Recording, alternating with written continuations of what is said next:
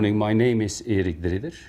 I am a Global Regulatory Affairs Director for Elanco Animal Health, and I do work both in the European Animal Health Association and in the Global Animal Health Association, where I'm working in the regulatory strategy team, and I'm also a member of the VICH steering committee. So from that perspective, it is a great honor and a pleasure to be here to talk about regulatory convergence and regulatory procedures in general with you guys. Okay, now that Jilly talked to you earlier about what a dossier structure could look like, let's go and have a look now on what we actually could tell you about the review of such a dossier, the scientific review process.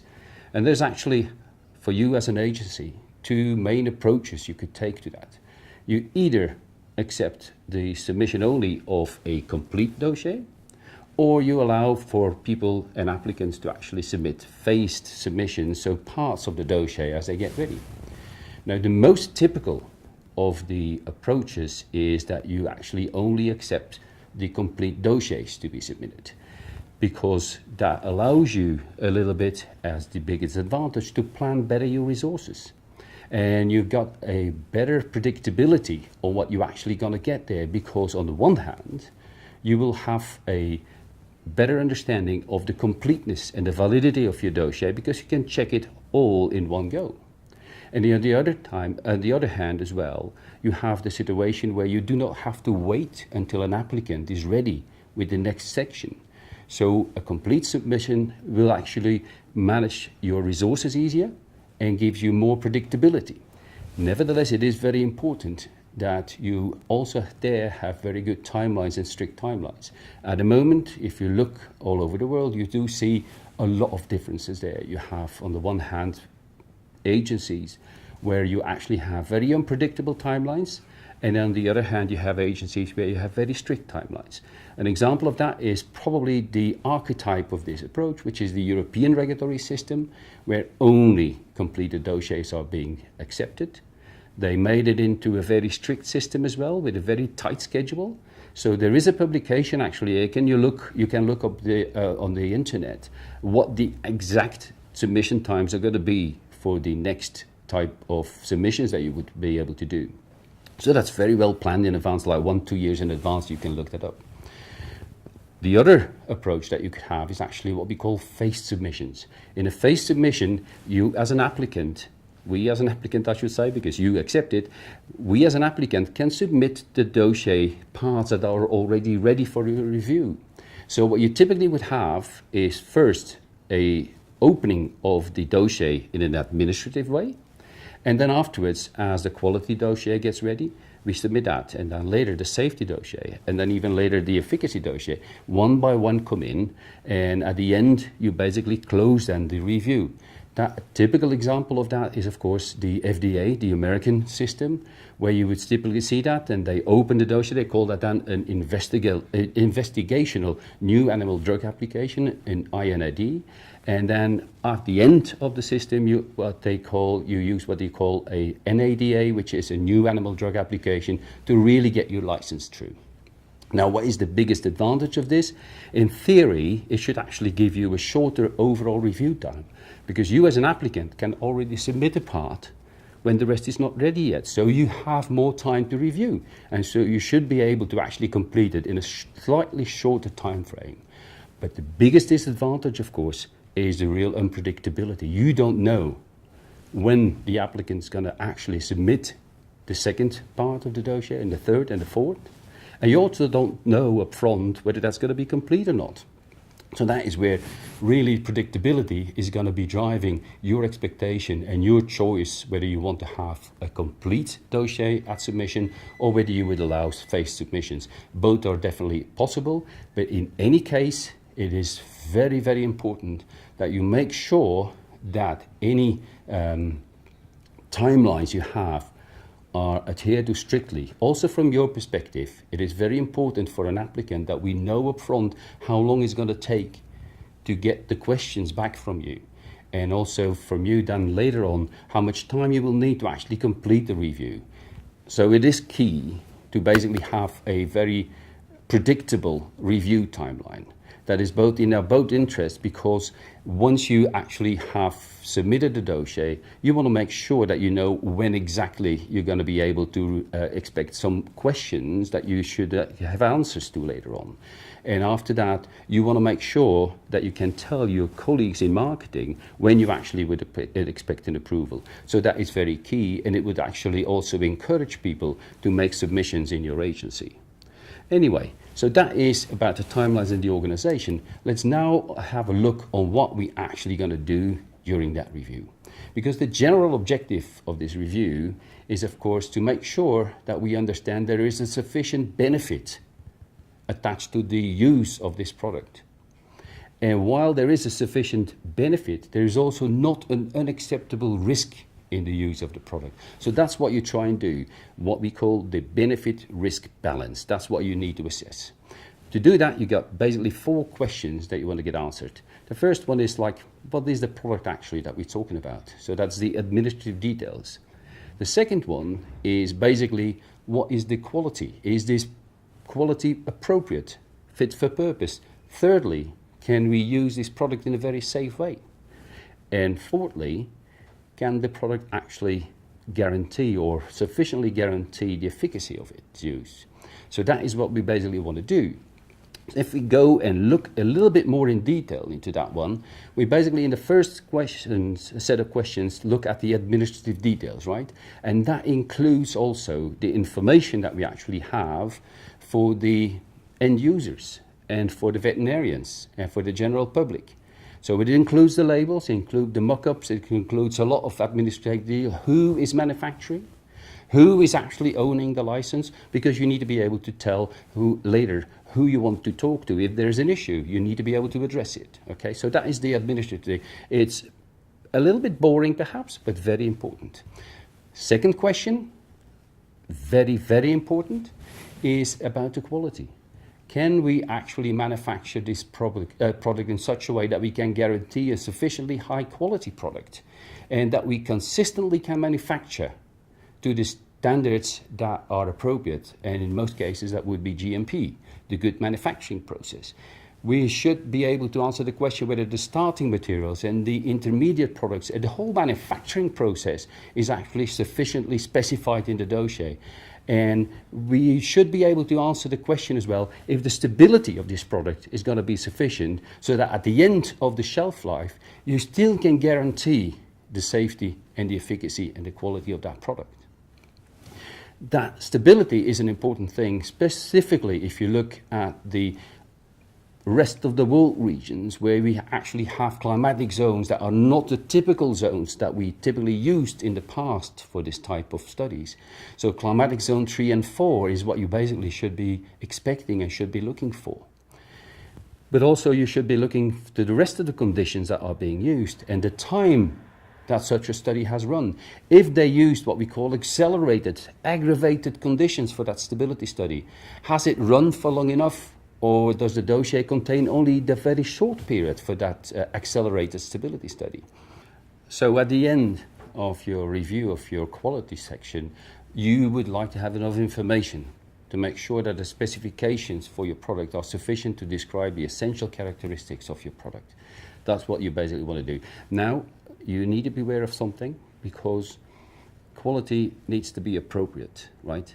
That means you need to take into account the veterinary situation sometimes. And I'll give you an example. If you want to have an oral vaccine for fish, where you put oral bait into water, and in that water there's the fish, and there's their excreta, it is a little bit stupid to actually ask for a sterility of all the ingredients, right? So you need to get a little bit of an appropriate quality there. Not less quality, but very much an appropriate quality. That is important. Okay, third question. That was the one on safety. Now, this is a very critical one, right? We are used to that in human medicine as well. We talk about, in this case, where we say the target animal species. In humans, that's also like you want to know what it does in terms of acute, chronic toxicity, things like reproductive toxicity. You want to make sure that everything is safe. In food animals, we definitely have more to worry about, right? Because what is one of the big differences between animal medicine and human medicine? that is that we sometimes eat our patients. That needs to make sure that we also that we understand how the safety profile is towards the human user, both when he handles a product and when he is actually eating produce that is made and manufactured, originated from animals that were fed with the medicine. So it's very important that you take that into account. And that's where the whole concept goes around in terms of maximum residue limit, withdrawal period, residue profile, things that you definitely need to know would be handled in this section. And then there's a last point that is also very important, definitely for some of our farm animals, is about the impact on the environment. You want to make sure that if a lot of your active or a lot of your molecule get excreted in feces and urine, that goes back as manure on the fields, you want to know what the impact is going to be. So that is very critical. In general, safety, very important section. But the quintessential section is, of course, the efficacy. Does the product do what it's intended to do, right? Can you make sure that it is sufficiently demonstrated and that now you are convinced that every time you use a product, you have sufficient expectation that it's going to work? I'm not saying always 100%, right? You want to understand when you consider something to be successful. That might be in 80% of the cases. That might be an improvement of a couple of percentages. I don't know, but you need to know that up front. Another question you need to ask yourself, specifically if you have a smaller market, is do I really need trials to be done, studies, clinical studies to be done in my own country? Or would I be happy to accept studies from abroad where they already happened? Can I make use of that? That is very important, right? Now, in general, you want to make sure that if you take into consideration these 4 questions about, like, what is the product? Is it high enough quality? Is it safe to be used? And is it efficacious in its use? That the benefit-risk balance at the end is going to be positive. Otherwise, you should actually reject it, right? Now, once you rejected something, which can happen, and we hope it doesn't happen too much, of course, but it can happen. So like in any ruling, you should be able to have an appeal against the decision, right? And an appeal that could be against the complete decision or against a part of your decision. So you need to be respecting that, and you need to be expecting that, right? Now, if you have an appeal like that, you need to be able to run it like a normal procedure. So it needs to be clear when an appeal is actually eligible. You cannot expect an appeal against anything, right? You need to have rules for that, so the eligibility. But you also need to have the rules for the procedures quite well described, right? How you organize it. What's the timelines going to be in this case, right? Typically, you would be able to receive new data, but only if you request it. The applicant should not submit on its own initiative new data, because what you don't want is people to actually submit first a bad dossier and then later on being able to introduce new data. Typically for an appeal, you also get like shorter timelines, right? And then one more question for you to think about is, like, if you got an appeal procedure, who is actually going to run that procedure? Will it be the same board? Will it be the same committee? Will it be the same team that did the first assessment? Or should you actually try and find some other people to do a peer review of that first decision? So now that we actually have done that scientific review process, there's another thing that you would like to talk about probably, which is the interaction with the applicants. You're going to say, what's the interaction with the applicant? Well, there's always interaction, right? As a minimum, you would have the submission of a dossier by a company. You would ask some questions, they would submit the answers, and you would tell them what the decision is. That's the minimum kind of interaction you have. Now, there is more opportunity to do more, right? And commonly, luckily, there is more interaction. There can be interaction before the submission. The good thing about that, if it happens, is that it would improve the quality of your dossier as it is submitted, because people can ask questions up front. During the submission, you should be able to ask questions. How many times doesn't it happen that you ask a question and the other person actually doesn't really understand what you want to ask? They answer the wrong question. So if people are able and capable to ask you what you actually mean, what the clarification is that they're looking for, you will get better answers, which will help you in the review. And after the submission, and actually after the review, you should also have interaction so that you keep on having good communication and that the marketing afterwards is going to be compliant. This is going to be important because it will create a real win-win situation for the applicant and for you as an agency, right? But in all of this, transparency is key. So if you talk about interaction, transparency is very important, right? Transparency will lead to more predictability, so the interaction is absolutely fine, and never to less requirements, right? That is not the purpose of an interaction. The purpose of the interaction is to understand better and therefore become more predictable and get a better quality of your submission, right? And therefore also get more trust into the system. And if people trust the system more, they will submit more and you will get more products on the market, right? Now, that being said, it is also important that you do keep a good framework around this type of interaction, right? Because it is, of course, your duty to ensure that you can defend your decision and argue why you took the decision that you took, right? So it is important that you frame that very well, okay? So that is the interaction process. Let's now have a look at something else that is important. Sometimes you would need fast-track procedures. What do we mean with that?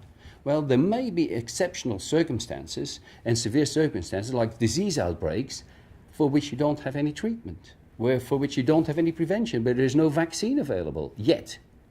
Now, this might be the time where you actually try to get a fast track for an emergency vaccine so you can actually save a lot of your animals. What is worse? Like we had a case of blue tongue in Europe, right? Where you had to make a choice basically between having a very safe vaccine which you understood what was going to happen when you gave it to pregnant ewes, or you could actually use it because the ewes were all dying anyway, right? So there was nothing to be aborted. So that was very important that went forward and that we actually were able to fill in the gaps afterwards. Because again, the purpose of a fast track is to address exceptional and severe circumstances. It is not getting like a shortcut on the requirements, right? So what you typically get as an outcome for that are temporary or conditional licenses, and depending on the country, you actually get a different name. So the French call it l'autorisation temporaire d'utilisation, and in England they call it the provisional license. There's a lot of countries that also have on the human side and on the veterinary side what they call compassionate use. So you get an exception when there is not a license yet. And then you have also the normal conditional licenses. And the most common condition that you would see is if people did stability work and they had accelerated stability with very severe circumstances but for a short period, that they will need to follow up with a complete study afterwards. So that is a normal kind of conditional license that would be fitting into that procedure as well. Now, why do you actually need guidelines? That's the next topic that we have, because there's a lot of guidelines, standards and tools out there. Do you actually need that? I would say absolutely yes. I was in Brazil last year, and it's the one big complaint from both the authorities and the industry. There is a lack of consistency in decisions that are being made. And that can both be in time and between assessors. And you see it everywhere in developing agencies. So that it's very important that you do have the guidelines available, that you do have the standards and the tools ready so that everybody can make use of it, everybody can be trained, and so you can actually achieve that consistency, which is very important, not only for the applicants on itself, but also for the general public, right? Because you need to be able to have your decisions defended and understood by the general public. And you can only do that if you have that consistency, right? So there's part of these things are typically public procedures that are known to the applicants. And some of these things are actually internal standards. What do we check? What do we do? So some of this is internal, some of it is external, but it is very important that it is available and that you guys are actually using it. Now, there are several layers of these guidances that are available, right? And the standards that would be publicly available can be international or global. And a prime example are the OIE guidelines, the Global Animal Health Organization, also the VICH, the International Conference on the Harmonization of Regulatory Requirements, which many of you know.